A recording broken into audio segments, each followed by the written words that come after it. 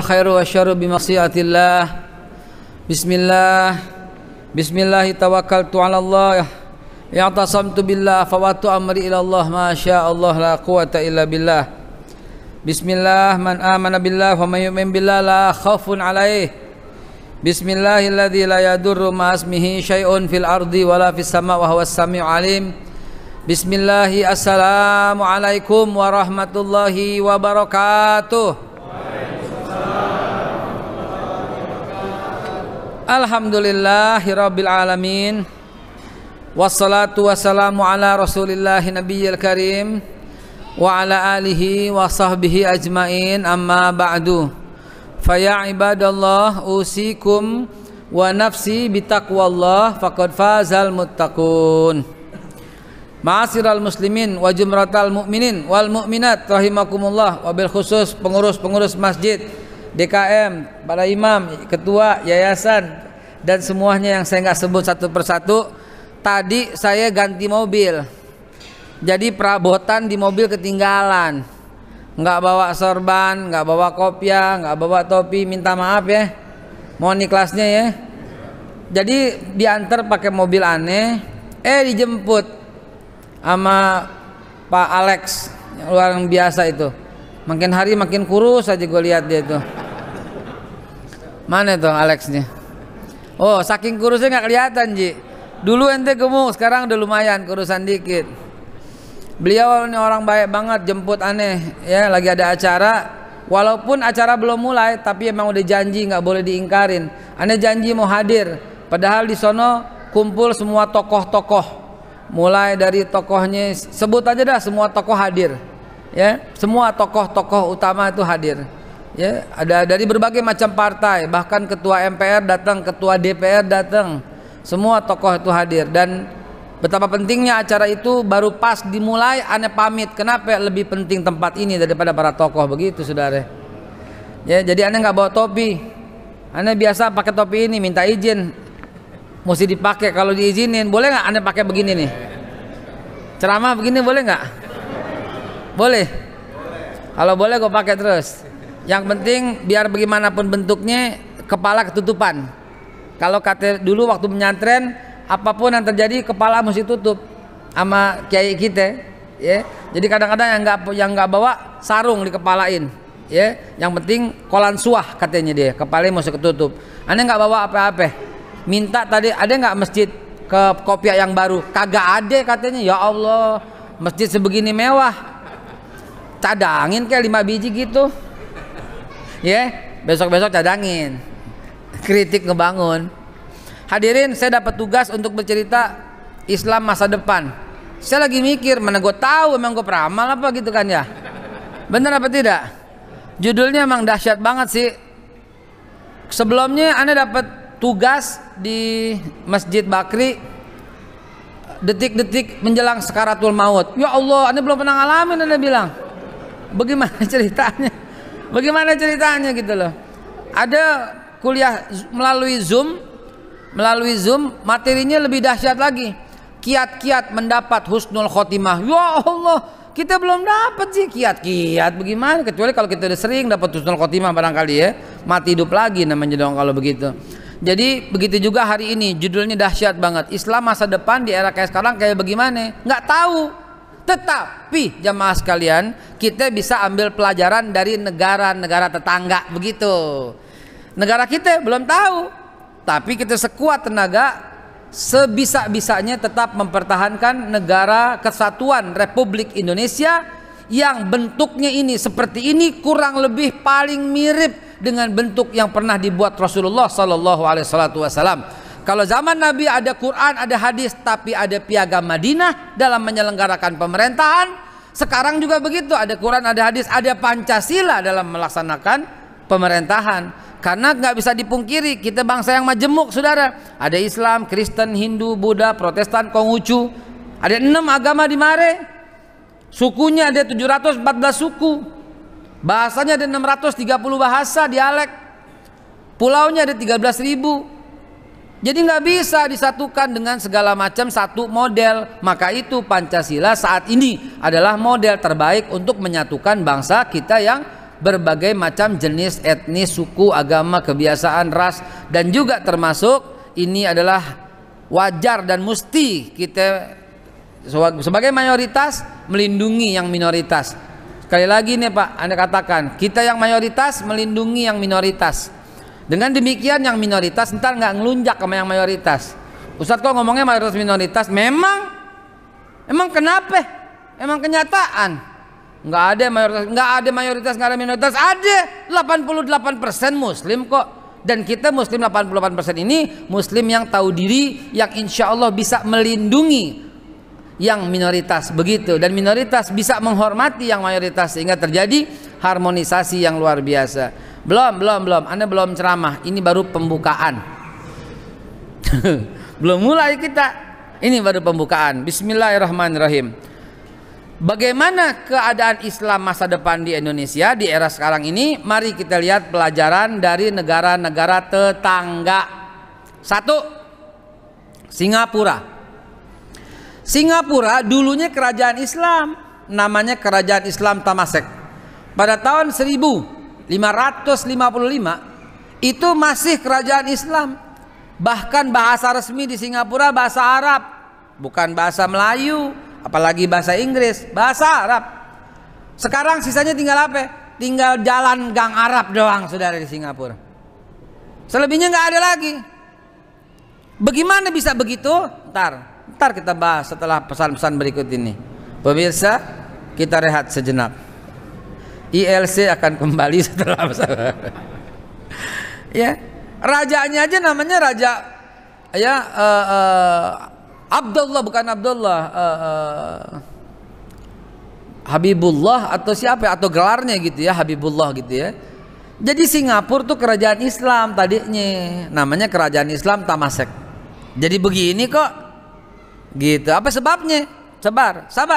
Kita belum masuk pada inti. Kalau Filipina begitu juga. Filipina tuh kerajaan Islam Ji, namanya Kerajaan Islam Mindanao.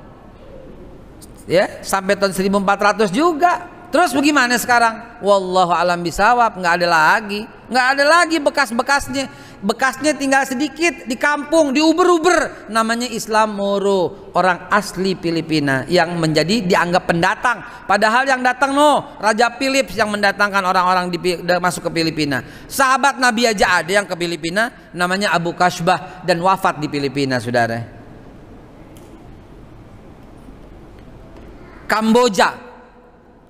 Kamboja tuh kerajaan Islam juga, namanya Kerajaan Champa. Banyak ulama-ulama besar lahir dari Champa.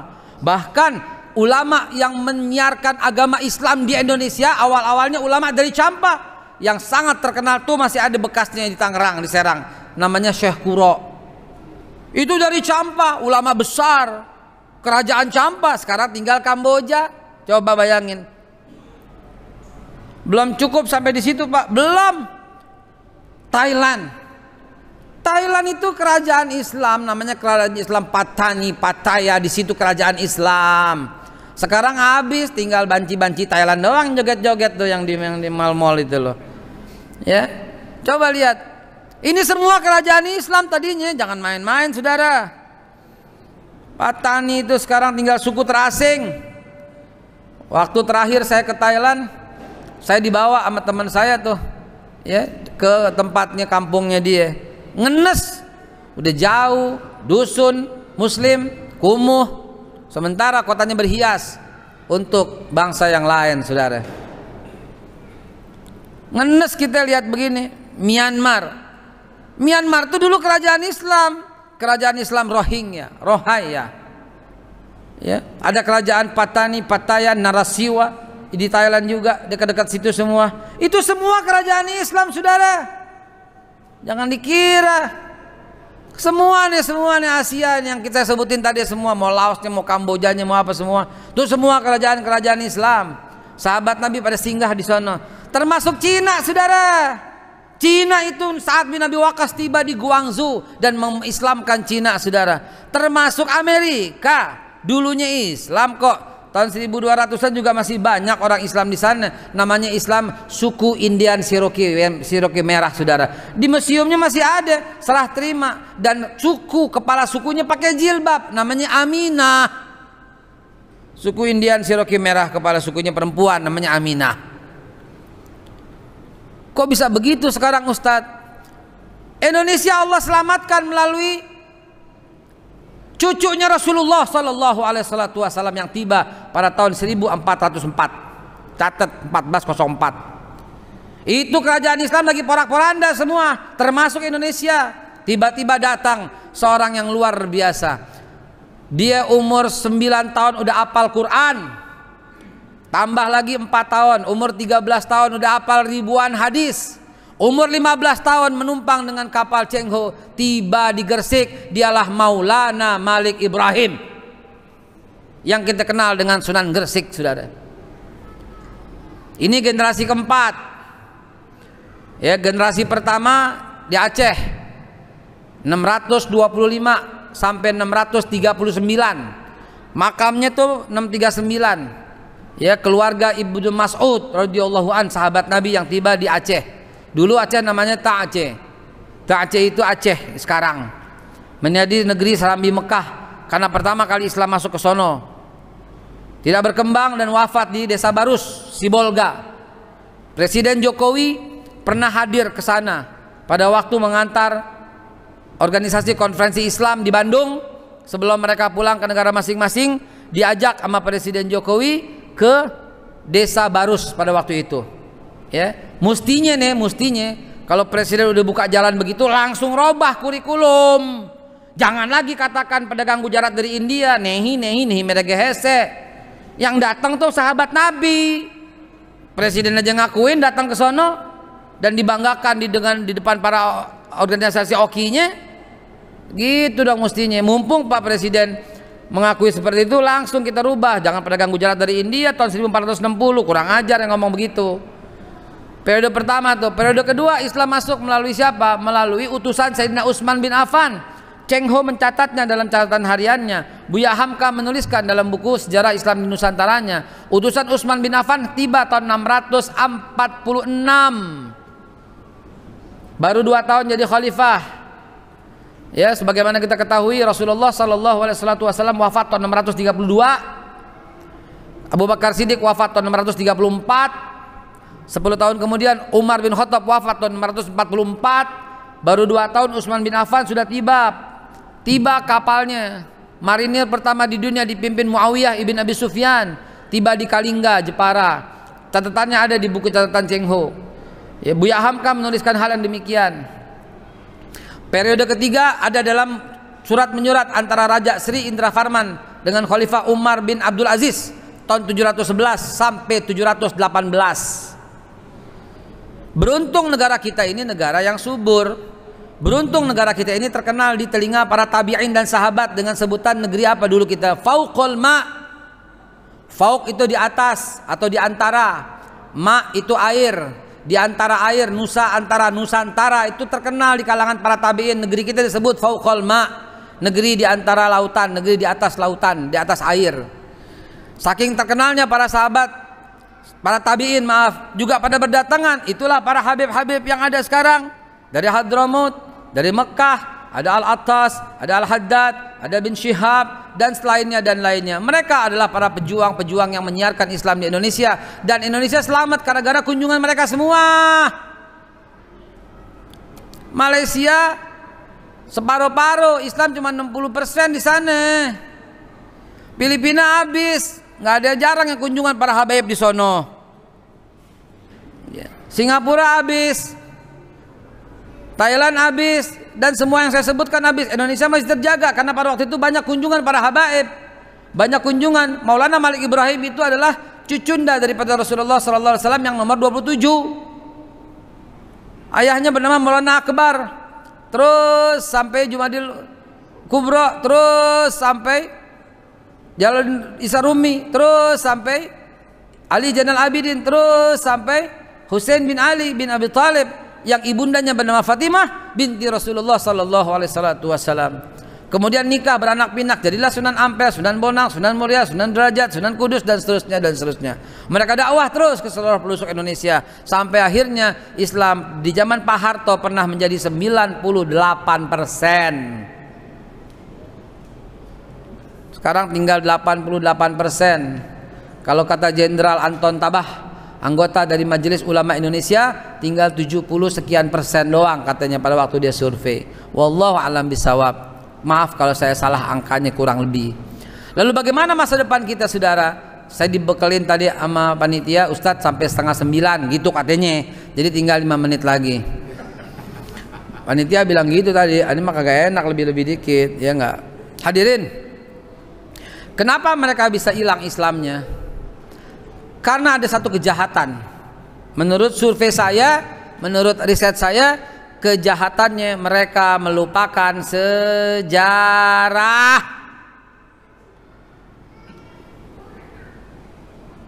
Mereka melupakan sejarah, melupakan jati diri bangsa. Akibatnya mereka nggak punya lagi kepribadian yang kokoh, nggak punya lagi izzah yang kuat, nggak punya lagi marwah yang hebat, nggak punya lagi iffah yang hebat. Izzah, marwah, iffah, pelan-pelan copot tuh, copot semuanya akhirnya. Saudara sekalian, jangan sampai itu terjadi di Indonesia. Karena itu mari luruskan sejarah. Jas merah kalau kata Bung Karno. Jangan sekali-kali melupakan sejarah. Kalau saya bilang jas metal, jangan sekali-kali melupakan jejak digital. Nah loh, karena semua tercatat dalam jejak digital, saudara. Hari ini kita dihebohkan oleh tokoh PKI, tokoh komunis yang tiba-tiba bermunculan dalam kamus pendidikan Indonesia. Nggak boleh begini, saudara. Mau ngapain bangga-banggain mereka? Dan pada saat yang sama, Hadratus Syekh Kiai Haji Hasyim Asy'ari tidak terdapat dalam daftar itu. Ada di buku yang lain, enggak, gue maunya di situ. Ada dalam buku yang lain, enggak, gue maunya di situ. Begitu ketahuan bilangnya apa? Biasa, ini kan baru draft. Iya. Kita udah capek dengan alasan begitu. Maaf, nggak sengaja. Lah, kalau nggak sengaja 2-3 orang dong, bukan cuma Kiai Haji Hasyim Asy'ari yang dihilangin. Gitu, saudara. Kenapa ini keadaan kayak begini? Siapa dalangnya? Nggak boleh melupakan sejarah. Mereka yang ditulis itu masuk dalam catatan hitam. Masuk dalam catatan hitam, mau ngapain lagi ditulis? Masa Kiai Haji Asy'ari terlupakan? Nah, ya Allah ya Rabb, tokoh pembaharu, tokoh pergerakan yang memerdekakan Indonesia, yang mengangkat harkat martabat pendidikan Indonesia dengan mendirikan Nahdlatul Ulama. Sebelumnya Kiai Haji Ahmad Dahlan mendirikan Muhammadiyah. Sebelumnya Syekh Ahmad Surkati mendirikan Al-Irsyad Al-Islamiyah. Sebelumnya ada juga Jamiatul Khair atau setelahnya, dan Matlaul Anwar, dan banyak sekali organisasi-organisasi Islam. Hadirin dimuliakan Allah, semuanya berwawasan ahlu sunnah wal jamaah, semuanya berislam yang satu. Hanya sedikit yang furu, yaitu cuman urusan organisasi yang tidak sama sekali mengeluarkan mereka dari Islam. Haram kalau mulut kita mengatakan togut, togut, togut, kopar kafir, kopar kafir, kopar kafir, bid'ah sono, bid'ah sini, haram ya akhi. Mari kita bersatu padu. Mereka yang saya ceritakan sekarang tinggal bekasnya itu terkontaminasi dengan saling kafir mengkafirkan, saling togut mentogutkan, saling bid'ah membid'ahkan. Akhirnya mereka nggak punya lagi persatuan. Jangan sampai terjadi di Indonesia. Jangan ada satu kelompok merasa paling benar dengan kelompok yang lain. Semuanya adalah ahlu sunnah wal jamaah. Sebagaimana kita terawih sekarang, mau terawih 20 cakep, mau terawih 8 cakep, silahkan, nggak ada masalah semuanya. Mau pakai kunut, alhamdulillah. Nggak pakai kunut, nggak batal salatnya, silahkan, tafadhal. Ya, mau terawih terakhir, mau pakai kunut, silahkan. Nggak mau pakai, nggak apa-apa. Mau 17 hari setelah 17, ente mau pakai inna anzalna, bokeh pakai, ya nggak pakai juga nggak apa-apa. Ada saudara tetangga meninggal, ente mau tahlil, bagus. Nggak tahlil, nggak jadi kafir. Begitu aja sekarang, saudara. Kalau mulai kafir mengkafirkan, kalau mulai togut mentogutkan, kalau mulai bid'ah membid'ahkan, percaya saya, Indonesia akan seperti Filipina, Indonesia akan seperti Muang Thai, seperti Myanmar, seperti negara-negara yang lain yang tadi saya sudah sebutkan. Jangan sampai terjadi di Indonesia. Kenapa? Karena kita paling banyak sukunya. Mereka cuma 2, mereka cuma 4. Indonesia 714 suku tinggal di mari, saudara. Hati-hati. Maka jadi itu, jadikan Pancasila dan Undang-Undang Dasar 45 yang murni dan konsekuen yang dulu itu jadikan sebagai tameng supaya kita kembali menjadi macan Asia, menjadi baldatun thayyibatun warabun ghafur. Amin ya Allah ya Rabbal alamin. Pengen saya ngomong lebih lama lagi. Ala kulli hal waktunya udah 8:30. Mari kita laksanakan salat witir. Saya minta maaf beribu-ribu maaf, cuma duduk di belakang bukan berarti nggak setuju. Bukan, tapi saya udah janji sama keluarga juga mengimami mereka. Jadi saya lakukan lagi ntar tarawih di rumah buat keluarga, ntar witirnya bareng-bareng sama keluarga. Begitu janji saya sama keluarga, sama anak bini ya. Anak bini kita bukan bini orang, Ji. Ya Allah, ente gimana sih? Mudah-mudahan Allah Subhanahu wa taala buat Indonesia sejahtera. Amin ya Allah ya Rabbal alamin. Kita doa ya, mudah-mudahan Allah Subhanahu wa taala terima doa kita. Alhamdulillahirabbil alamin, hamdan syakirin, hamdan na'imin, hamdan ni'amahu wa kafi mazidah. Ya Allah ya Rabbana lakal hamdu wa lakal syukru kama yanbaghi li jalali wajhikal karim azimi sultanik. Allahumma shalli ala Muhammad fil awwalin wal akhirin wa ala baqiyati ashabi Rasulillah ajmain. Ya Allah, jadikanlah pemimpin kami adalah pemimpin yang mukmin dan muttaqin. Jadikanlah menteri-menteri kami menteri-menteri yang mukmin dan muttaqin. Jadikanlah pejabat-pejabat kami pejabat-pejabat yang mukmin dan muttaqin. Jadikanlah para pemimpin partai kami adalah pemimpin yang mukmin dan muttaqin. Jadikanlah pengusaha-pengusaha kami ya Allah pengusaha yang mukmin dan muttaqin. Jadikanlah para hakim kami adalah hakim-hakim yang adil, yang mukmin dan muttaqin, dan semuanya hanya takut kepadamu ya Allah. Jadikanlah para polisi-polisi kami polisi yang mukmin dan muttaqin. Jadikanlah para TNI kami TNI yang mukmin dan muttaqin, karena kami yakin ya Allah hanya mukmin dan muttaqinlah yang kau janjikan untuk mendapatkan jalan keluar. Bukankah Allah Subhanahu wa taala berfirman, "Wa may yattaqillaha yaj'al lahu makhraja." Siapa yang beriman dan bertakwa kepada Allah, niscaya akan Allah berikan jalan keluar. Dan Allah juga berjanji, "Walau anna ahlal qura amanu wa taqau la fatahna 'alaihim barakatim minas samai wal ard." Kalau sekiranya penduduk satu kampung, satu negeri, satu negara Indonesia khususnya banyak beriman dan bertakwa, niscaya kami curahkan keberkahan yang datang dari langit dan dari bumi. Jadikanlah bangsa Indonesia yang majemuk ini ya Allah, yang Bhinneka Tunggal Ika ini ya Allah, menjadi negeri yang baldatun thayyibatun warabun ghafur. Rabbana atina fid dunya hasanah wa fil akhirati hasanah wa qina azabannar. Subhana rabbika rabbil izzati amma yasifun wa salamun alal mursalin walhamdulillahi rabbil alamin.